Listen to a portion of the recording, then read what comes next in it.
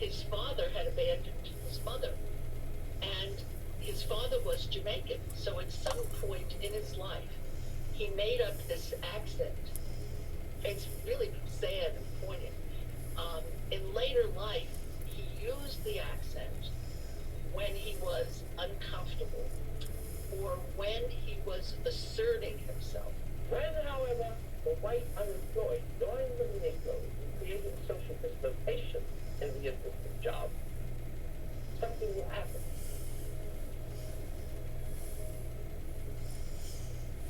The march was announced to the world in early June of 1963. It was scheduled to take place on August 28, 1963. And then, the organizing sped up. We worked 6 days a week, day and night, engaging in outreach to as many groups and people as we could. Folding letters, mailing out mailings, calling up people on the phone. Because remember, we didn't have social media. We used mimeographics, we used telephones. It was like the Dark Ages. Word began to spread, and they could tell people were interested in coming. The only problem was, we didn't know how many people would come.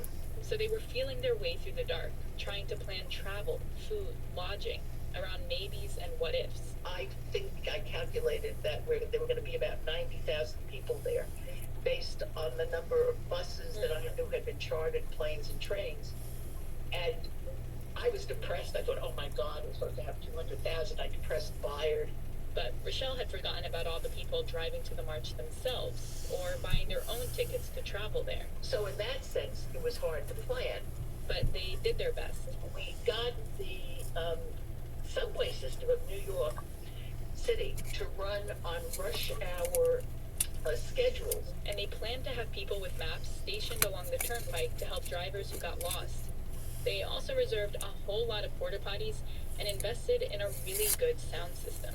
We paid what was a fortune in those days, $30,000, and I think got 2 unions to contribute the money. The United Auto Workers and the Ladies Garment Workers Union.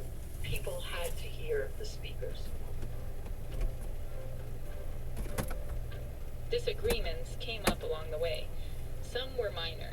Bayard at one meeting announced that the National Council, I think, of Negro women were preparing thousands of sandwiches, peanut butter and jelly, and I joked, oh, peanut butter and jelly?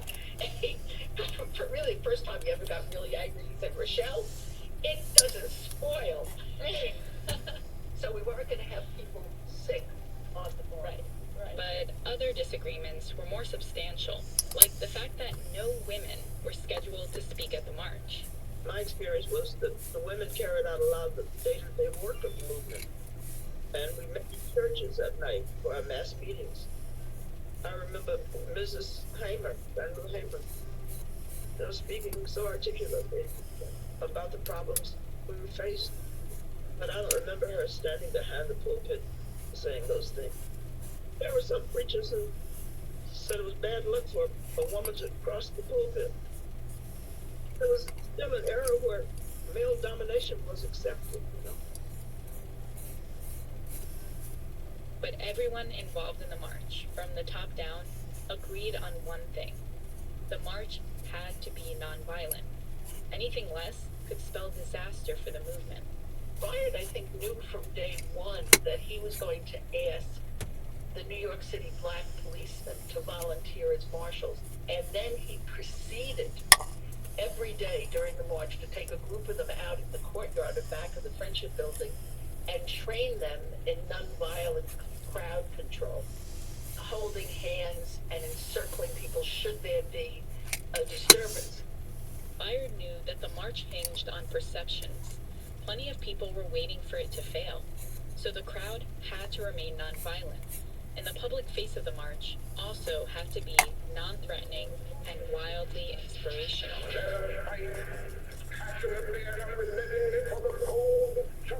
It had to be Dr. Martin Luther King Jr.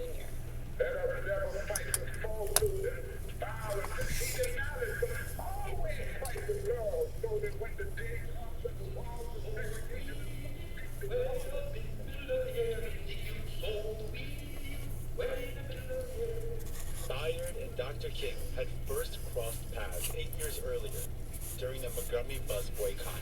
That was the day that we started a bus protest.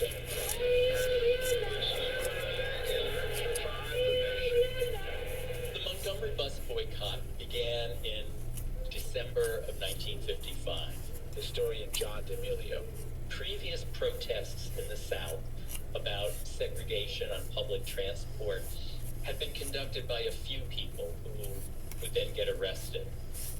This time, an entire community was boycotting the buses.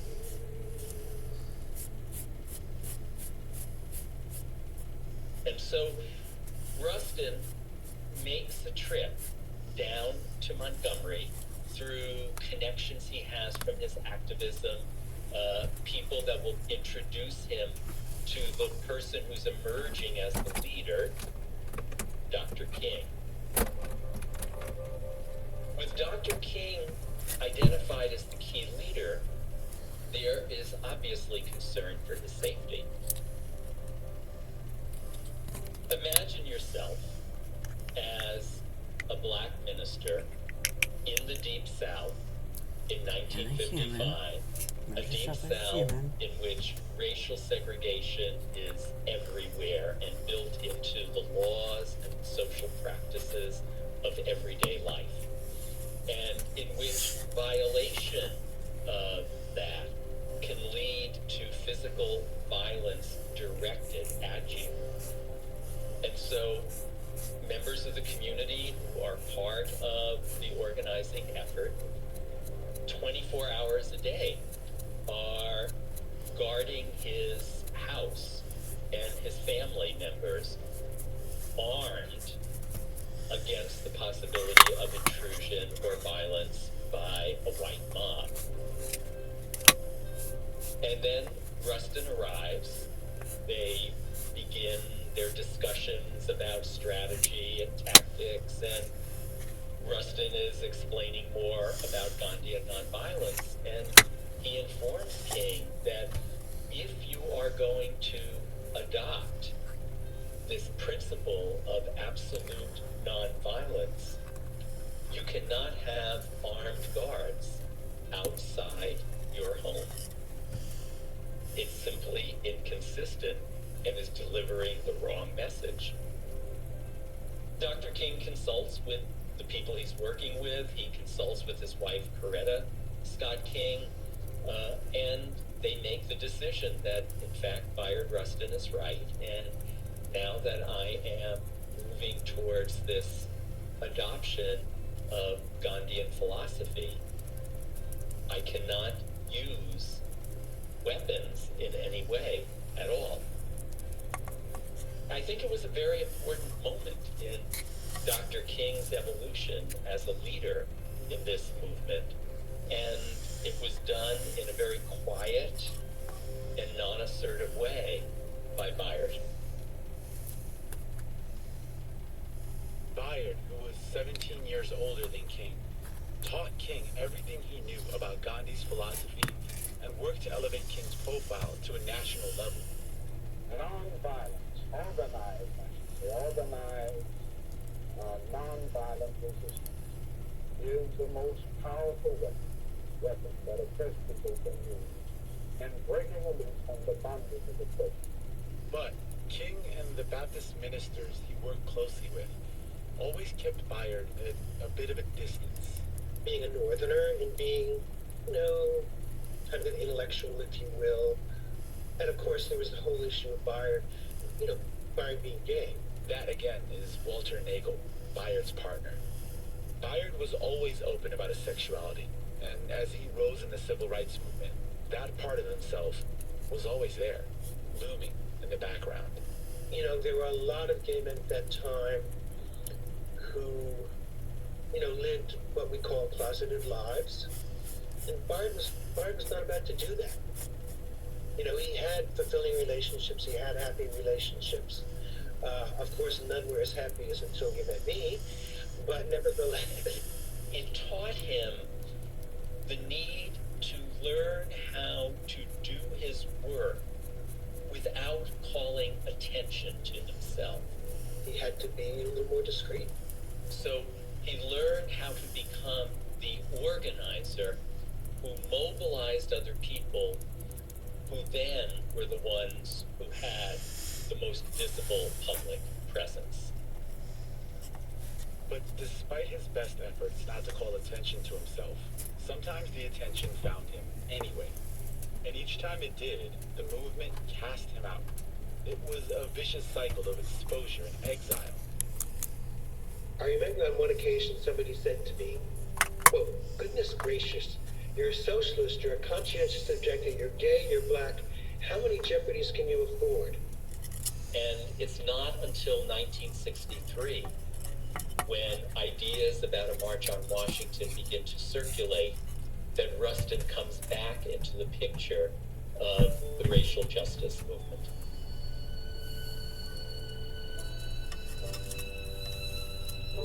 When we come back, the final sprint to the March on Washington, and a government plot that nearly derailed it all.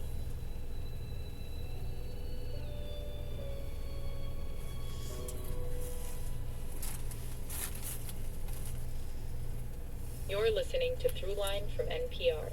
Right here on WAMU 88.5, 4:40 in the afternoon. Jeffrey James with you.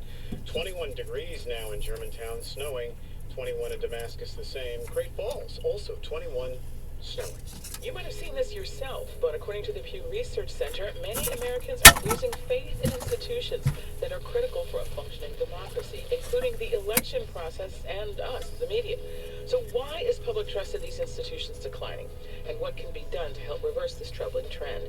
I'm Michelle Martin. We'll explore both questions on the next All Things Considered from NPR News. Listen today from 5 to 7 on WAMU 88.5, or ask your smart speaker to play WAMU. Support for WAMU comes from Live Nation, presenting Gary Goldman, Saturday, January 22nd at the Warner Theater. Tickets are available now at livenation.com. Weather advisory is out due to the snow. Please be careful as you go. Now back to Throughline here on WAMU. Support for NPR comes from this station and from the May Family Foundation, supporting Network 2020